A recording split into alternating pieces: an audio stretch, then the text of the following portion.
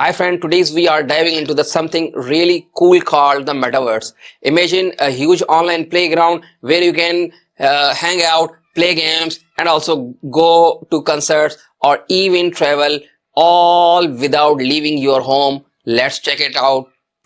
The metaverse is like a giant virtual on the internet. It's a place where you can meet up with friends, create your own space, and do a lot of fun activities together, all in a digital space. Think about putting on handset and suddenly you are in a concert with your favorite music band, or you are exploring a new planet with friends from around the world. That's what the metaverse can offer. To get into the metaverse, people use special gadgets like VR handset, which make you feel like you are really inside this digital world. But you can also join in with just a computer or smartphone.